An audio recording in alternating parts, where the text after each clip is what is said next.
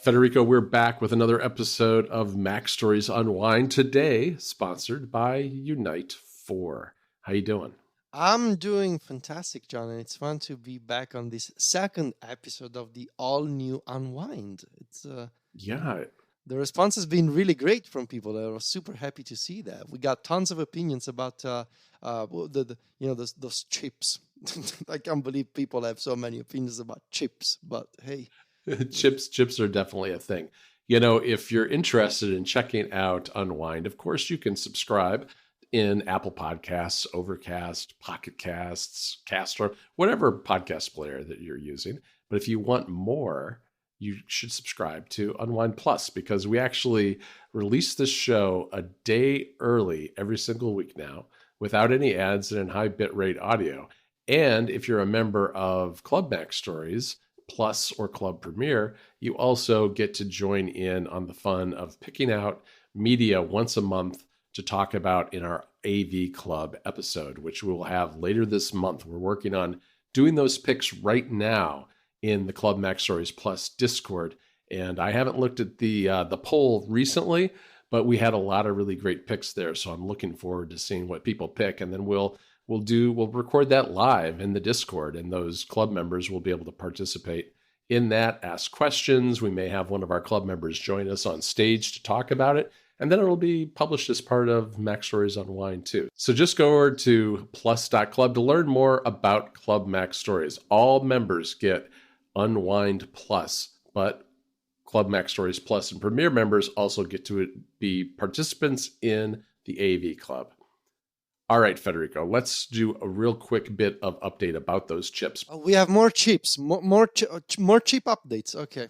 We do. I can't go to the grocery store now without thinking about you, which is a little weird, because I walk into our local Harris Teeter. That's what it's called. What's it called? The grocery store is called Harris Teeter. Teeter? Like it's a name of somebody who started a grocery store millions of years ago, okay. I think. In the United States, a lot of grocery stores still have local regional names. Yeah, that's so odd to me. But they're owned by big conglomerates. Okay, but they still have the name of guy who started. Yes, I think they preserve the names because, you know, you grew up as a kid with your parents taking you off to the grocery store. They had this name. There's a lot of nostalgia value there, and you know, people thinking about what their parents used to do when they would shop for their family and stuff. So I think that's why those names get preserved. But I walked into Harris Teeter, and I always start on the left side of the store where, you know, first I go for the fruits and vegetables, but it very quickly moves into the deli and the snacks area. And there's always a big display of potato chips there. And what did I see but pepperoncini potato chips, kettle cooked pepperoncini. I love how you say that. I know. I wanted to say it like that because that's how a lot of people say it here. And they apparently spell it wrong too, because you told me this is not even a thing. Yeah, it's spelled wrong because it's got an extra P. Pepperoncini. No. Is how I should be saying. You should be almost. You should be saying peperoncini. Okay, well, that's peperoncini. That's, you know, it's peperoncini. Yes, okay. Yes. Just, you know, it's not because this is the Americanized version. It's like pepperoncini. That's how they spell it here with two P's. With 2 so P's, it's like pepper. It's like it's like well, pepper. You know, I guess I understand why it's like pepper. So it's like little pepper. Because it is a pepper. It is a pepper, right? It is a pepper. Yes, it is a pepper. But yeah, I just love this. Potato chips. So I think what I'm gonna do the next time I'm at the supermarket where they have a bigger selection of, I want to send you some Italian. I don't even know if you have any special. We don't have a thing for flavored chips, honestly. Maybe, you know, the really? I know England sure does. England sure does, but I think the fanciest I've seen is like black truffle flavored chips or whatever, like something like that. I think I've seen those here too. You should send me some good Italian snack foods, Federico. Okay, so but anyway, thank you for the chip update. We'll see how it progresses over time. So all right. We have two unplugged items on our list. You know, unplugged being a reference to our standalone show that is now part of Unwind, so you get to hear all this cultural talk. John, what are dive bars? Like, well, so I want to set the stage for this because this is a very this is a very John and Federico conversation, right? This is, oh, one evening I'm sitting on the couch just hanging out with Jennifer, taking it easy, and I get a text from Federico. And all it says is, I'm watching a movie now and I have a question. Yes. And I think, this is an unplugged question coming. I can sense it coming.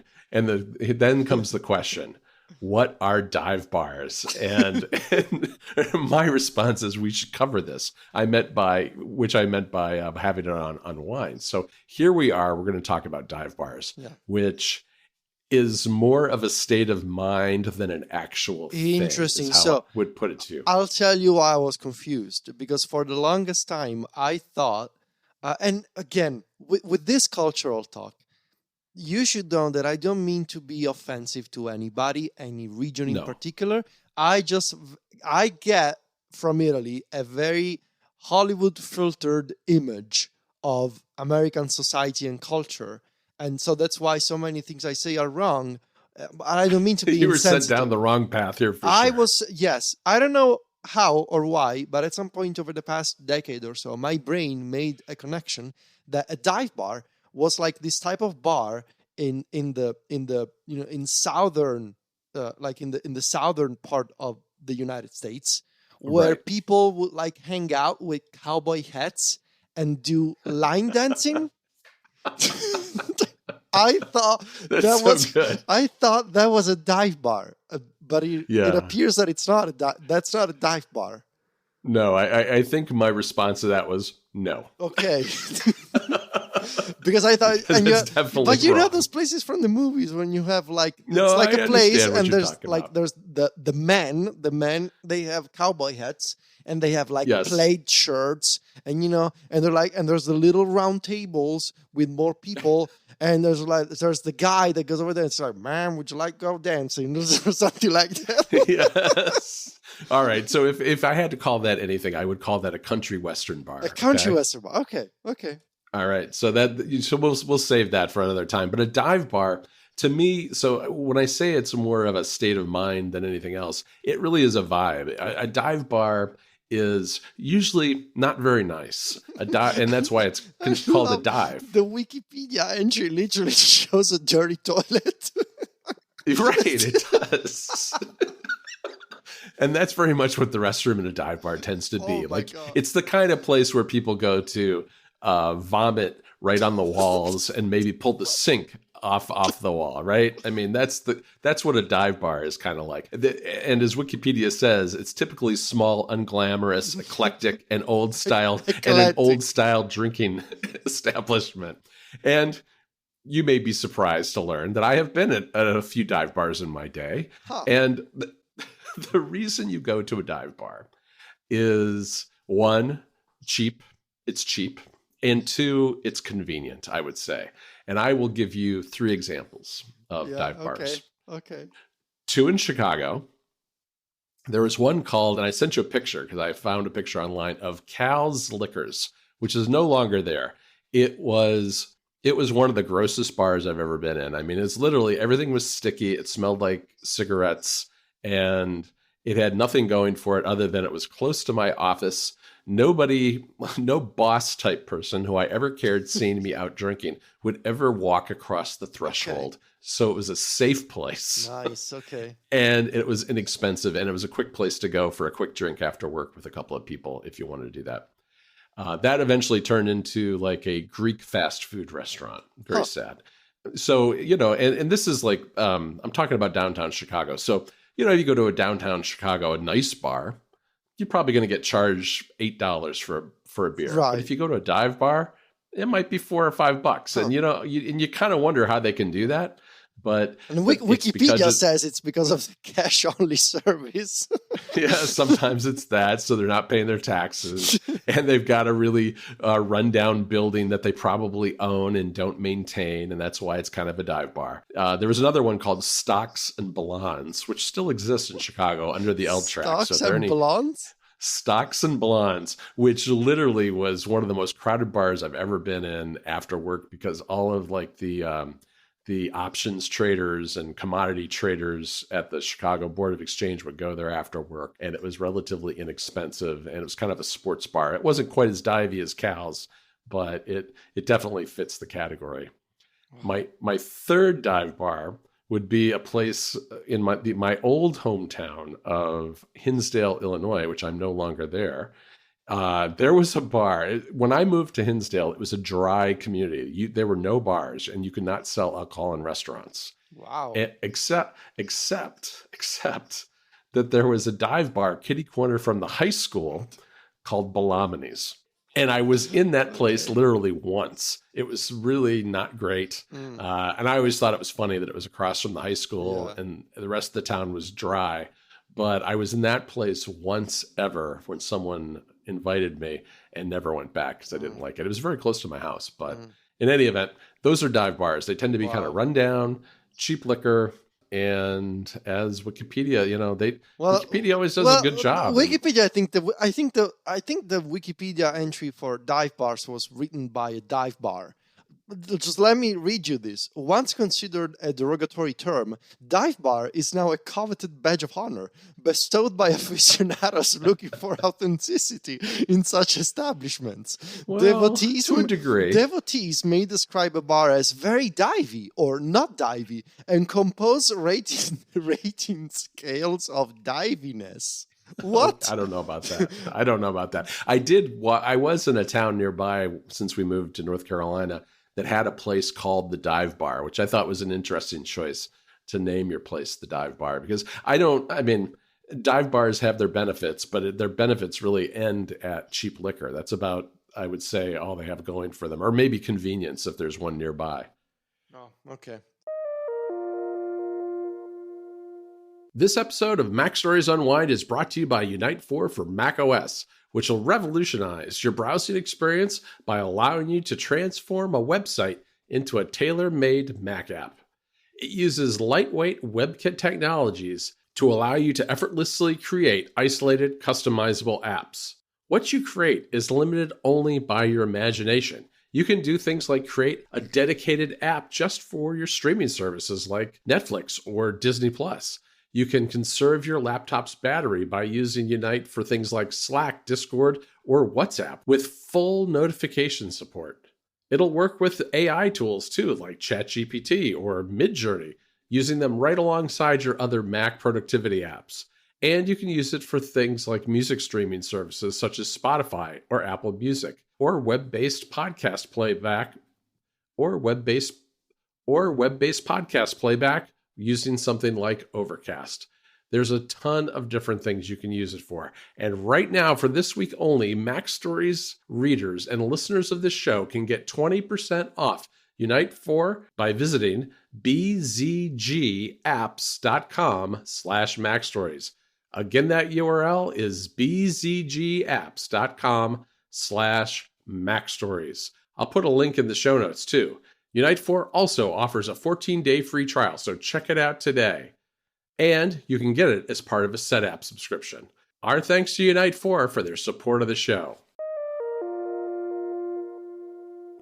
Thank you for answering my question about dive bars. Now, on today's show, I bring forth to you a unique piece of Italian trash TV entertainment.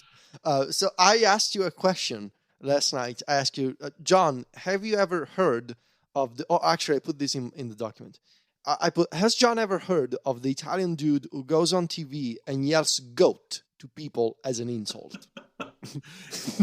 And I was thinking about this a lot last night, Federico, when you texted me about this, because I kind of thought maybe I had, and I thought, did he tell me about this once? Okay, and I couldn't.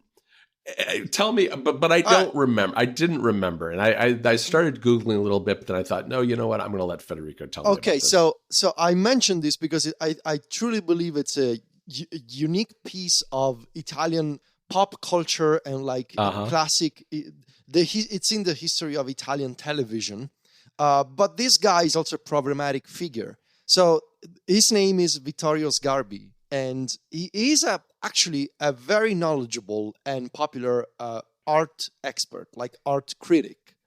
Oh, all right. actually knows what he's talking about when it comes to paintings and sculptures and the many works of art you can find in Italy. Obviously, it's Right. totally like he knows what he's talking about when it comes to art.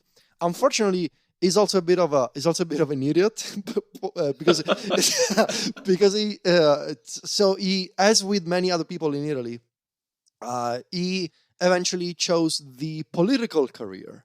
And so, politically speaking, is a bit of an idiot, and he doesn't. So, but I want to talk about that because he does not represent my political ideas at all. But the thing is, in Italy, you have so many of these figures that they started by doing one thing, they became popular, they started being called as like guests on talk shows, talk shows of varying degrees of seriousness. And obviously, I'm more referring to the sort of trash TV talk shows where like you have all these kinds of characters, right? Yes. They go on a talk show and they just do whatever they want. And apparently, this guy's thing since really the 90s. I mean, I was really little, and I remember. So this guy's thing is that he goes on TV and he argues with other people and he yells at other people to the point where he starts really sweating. He's like actually like screaming at the top of his lungs, and they need to stop him or calm him down. Sometimes he just storms out of the stage and he just walks away, or like he rips his microphone off and walks out. And apparently, a few years ago, like in the late 90s, he started like his signature remark became the insult. Like when he wanted to tell someone that he was ignorant about a specific topic, and initially it was about art, and later it became politics or economics or whatever. His thing is to yell. In Italian would be capra, and that would be goat. Right. You're a goat. The thing would be you're as ignorant as a goat. I think it's how his brain works. And you can go on YouTube, and I mean, there's going to be some links in the show notes. And on YouTube there are compilations, like entire collections, like best of videos sure. of the many instances in which Sgarbi got upset on TV and started yelling, and especially goat at people. And the thing is, he repeats the insult multiple times. There are videos in which he starts yelling either the same word or the same sentence for like 20 over 20, 30 times. It's like continuously capra.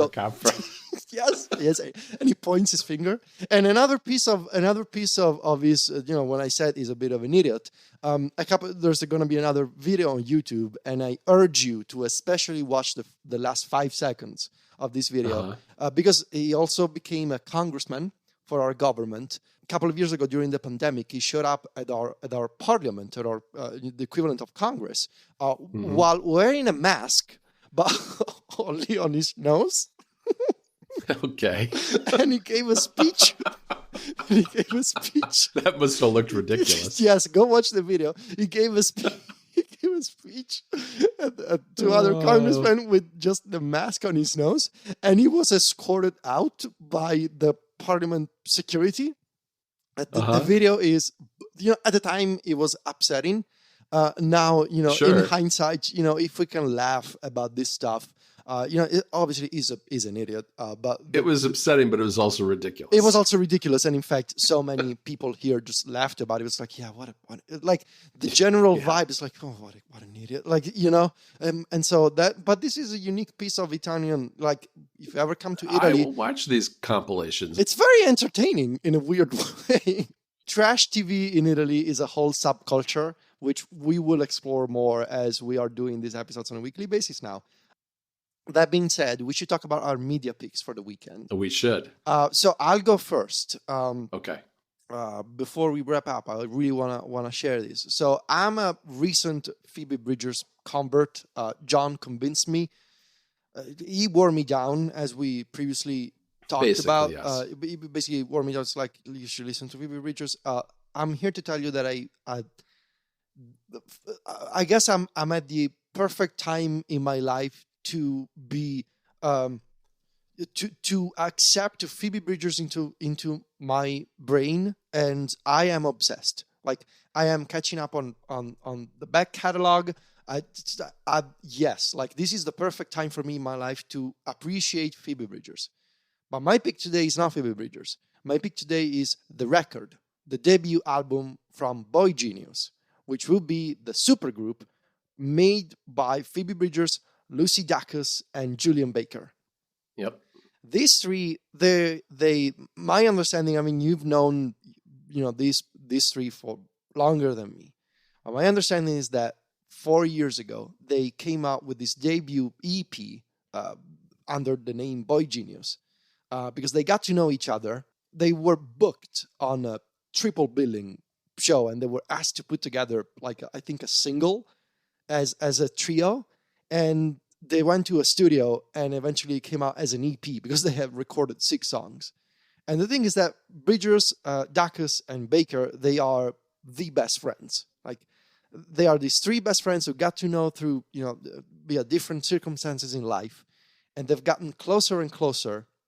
And they went out and they had their own respective solo careers. And especially Phoebe Bridgers has sort of bled into mainstream territory.